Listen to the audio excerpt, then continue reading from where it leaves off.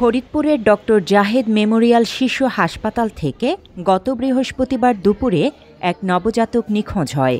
এ ঘটনার পরপরই হাসপাতাল কর্তৃপক্ষ ও প্রশাসনের তৎপরতায় দীর্ঘ ৭ ঘণ্টা পর নিখোঁজ ওই নবজাতককে সদরপুর এলাকা থেকে উদ্ধার করা হয়েছে।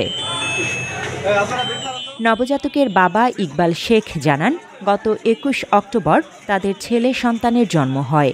নিখোঁজ হওয়ার দিন সকালে ডাক্তার ছাড়পত্র দিলে বাড়িতে ফেরার প্রস্তুতি নিচ্ছিল তারা। সে সময় হঠাৎ খবর পায় তাদের সন্তানকে অন্য এক পরিবার সদরপুর এলাকায় নিয়ে গেছে। আমরা আইসি আসার পরে আমরা ফাইল নিয়ে নিচে গেছি, আমাদের বিল যেই টাকা বিল আইছে আমরা পরিশোধ করে পরে উপরে আইছে, উপরে আসে ১ ঘন্টার মতো বসে রয়েছে, খোঁজ নাই।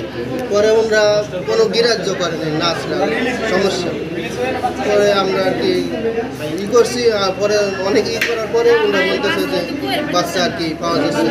ভুক্তভোগী পরিবারের অভিযোগ, দুধ খাওয়ানোর কথা বলে একজন নার্স নিয়ে যায়। এরপর থেকে আর তাকে খুঁজে পাওয়া যাচ্ছিল না। বাচ্চা উদ্ধার হলেও নিখোঁজের ব্যাপারে সঠিক কোনো তথ্য হাসপাতাল কর্তৃপক্ষ থেকে জানানো হয়নি। বাচ্চারা এখানে আজকে বিগত দিন ভর্তি, আজকে রিলিজে বাচ্চা দিয়ে দেবে। আজকে বাচ্চা দেওয়ার বাচ্চা পাওয়া যাচ্ছে না। বাচ্চাটা গেল কিভাবে, এটা তো আমারও জানার প্রশ্ন। বাচ্চাটা গেল কিভাবে এবং নিল কিনা। আবার এখন বলতেছে যা বাচ্চা পাওয়া গেছে সদরপুর, সুস্থ আছে, আনবার গেছে হাতে পাইছে। বাচ্চাটা গেল কিভাবে?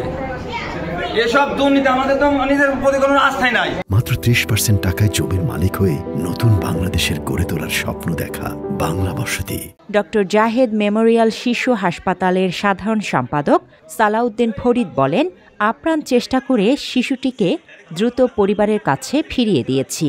ঘটনা জানার পরপরই স্টাফ ও প্রশাসনের সমন্বিত সহযোগিতায় নবজাতককে উদ্ধার করি। যখনই আমাদের এটা আমরা কমপ্লেনটা পাইছি, আমরা 1 সেকেন্ড দেরি না করে কোনো কাজ বাদ দিয়ে ওনাদের পিছু নেওয়ার জন্য আমাদের টিম আমরা সাথে সাথে গাড়ি দিয়ে পাঠিয়ে দিছি এবং শেষ পর্যন্ত আমরা পুলিশ প্রশাসনে জানানো হয়েছে, সদরপুর থানাকে জানানো হয়েছে, লোকাল থানাকে জানানো হয়েছে।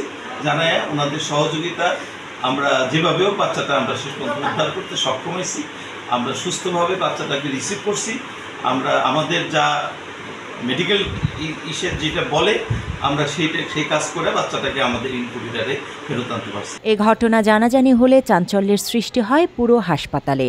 ভুক্তভোগী পরিবার ও আত্মীয় স্বজনেরা হাসপাতাল কর্তৃপক্ষের অবহেলাকেই দায়ী করেছে। এমন ঘটনার পুনরাবৃত্তি রোধে হাসপাতাল প্রশাসনকে আরও সতর্ক থাকার আহ্বান জানান সচেতন মহল। Desk report, Bangla addition.